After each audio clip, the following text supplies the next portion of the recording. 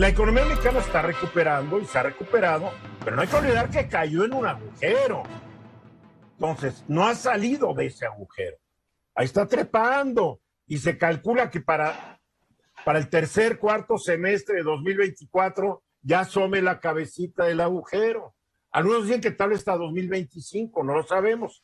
Todos los pronósticos eran muy optimistas, pero no habían considerado un solo factor que se llama Delta. La variante Delta está creando más confusión, está deteniendo aún más las cadenas productivas. Las fábricas de coches en Estados Unidos están cerrando, algunas de México han cerrado, porque no existen los microchips, los chips que necesitan estos coches para poder caminar. Entonces, está grave esto. Y rumbo al segundo semestre, ¿cómo se ve México, José Luis? Fíjense que esta mañana, precisamente en el contexto de lo que tú mencionas, Eduardo, el INEGI publicó tres indicadores importantes. Uno de ellos es el indicador mensual del consumo privado en el mercado interior.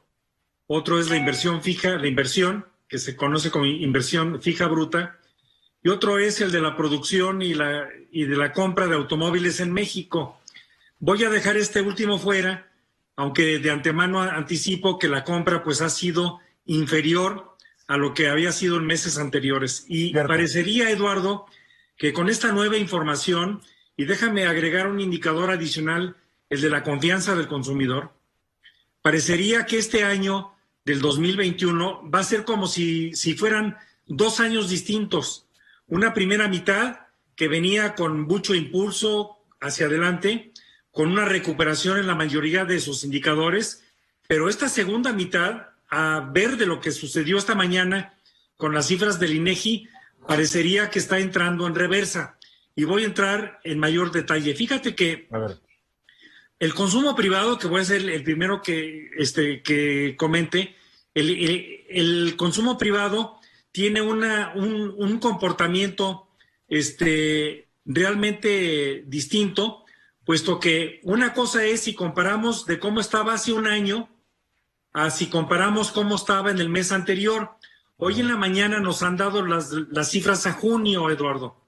Entonces, el comparativo es con relación de junio contra mayo de este año, y resulta que si estamos viendo cómo se comportó el consumo privado en el mercado interior, vemos una disminución en términos reales del 0.8% durante junio respecto a mayo de este año. O sea que parecería que la velocidad que teníamos los primeros 5 meses del año, en junio encuentran un primer dique.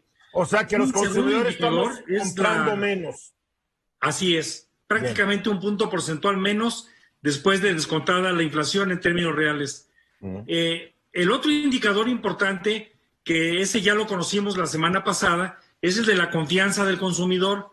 Pues también, Eduardo, la confianza del consumidor, si comparamos junio contra mayo, precisamente tienen una caída mensual de 1.2 puntos porcentuales respecto al mes anterior. Esto es ya el índice de confianza del consumidor y va 2 meses seguidos en el que los resultados nos muestran que hay una aparente cautela que se está comenzando a tomar el público respecto a los bienes duraderos y a los bienes no duraderos. Si a esto le agregamos, Eduardo, lo que el público está pensando en relación al indicador de confianza del consumidor, pero por lo que respecta a la expectativa de inflación, vemos que el consumidor en los próximos 12 meses respecto a la actual situación tampoco se muestra, y la inflación tiene un componente psicológico muy importante, pero también el consumidor ya empieza a verse nervioso respecto a cómo se va a comportar la inflación en los próximos 12 meses.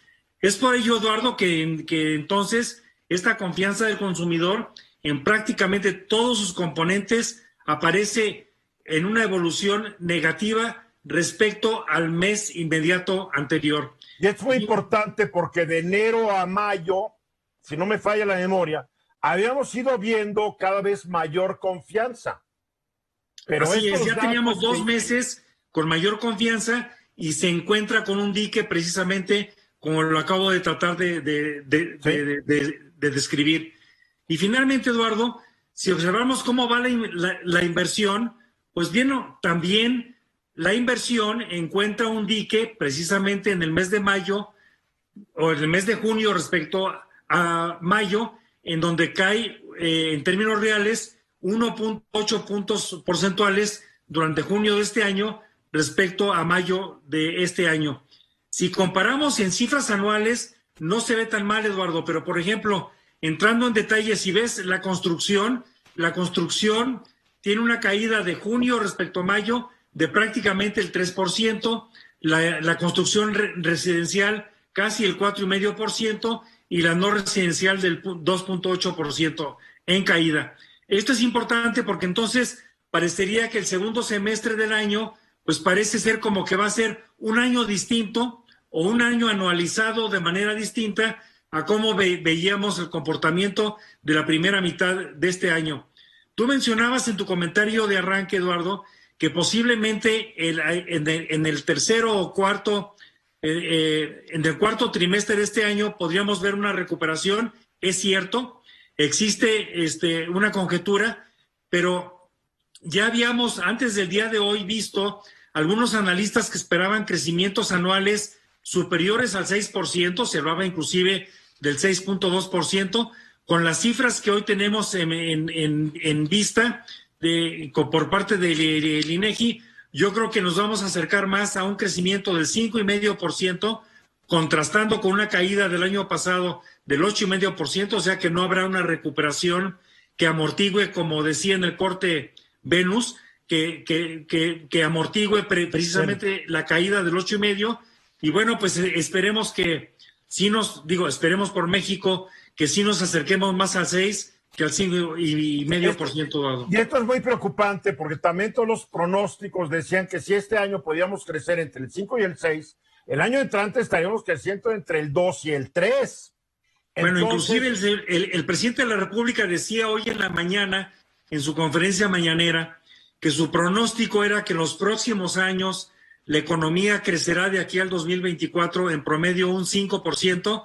Muy difícil, Eduardo. Imposible. Yo diría que es imposible. El presidente, yo entiendo, es optimista, pero la chamba de nosotros no es ser optimistas, sino realistas. Y está muy difícil que la economía pueda crecer más allá del 3% el año entrante.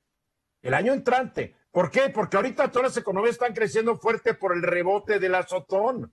Pero ya hemos visto, tú tiras una pelota y vas a ver que rebota rápido y después va perdiendo fuerza en el rebote. Cuidado. A ver, Venus. Sí, y estos datos pues son muy claros. Yo siempre he manifestado mi preocupación por el panorama económico que hay. Yo entiendo que los gobiernos son optimistas, pero entre esta realidad que se nos está presentando, la caída del año pasado de más de 8 puntos, que ahora con un crecimiento de 5, pues puede impresionar a algunos, pero recordemos que venimos de esa caída, ¿no? Yo veo al gobierno muy optimista, lo vi en el informe del 1 de septiembre, más que optimista, lo vi hasta triunfalista. Y cuando uno está así de entusiasta es cuando vienen los golpes duros y hay que tener cuidado. Es lógico, así, digo, estás en el gobierno. Yo aquí estoy viendo, por ejemplo, Trading Economics, para el año entrante pone un aumento del 2.7 en el PIB, por ejemplo. O sea, y esto está casi generalizado. La mayoría de la gente está revisando y no creen que subamos del 3%. Entonces, las cosas vienen difíciles. La pandemia no ha terminado. Es lo que hay que entender. La pandemia va a seguir afectando cualquier actividad humana. El turismo, tal vez para el 2025 se recupere. Las cosas no van bien. Kenia. Yo le mando una pregunta rapidísima a José Luis ahora en su conclusión. ¿Qué puede hacer el presupuesto de egresos para ayudar a esto? Bueno, lo que más puede hacer, porque ya sabemos que el presupuesto se va a orientar hacia las prioridades del Poder Ejecutivo, es mantener la disciplina fiscal. Si mantenemos la disciplina fiscal, esa será una gran contribución a la estabilidad macroeconómica en medio de un escenario donde la inflación nos está presionando. Ahora, en lo que se refiere al cierre del año, Eduardo, tú mencionabas la pandemia, pero no solo está el tema de la pandemia.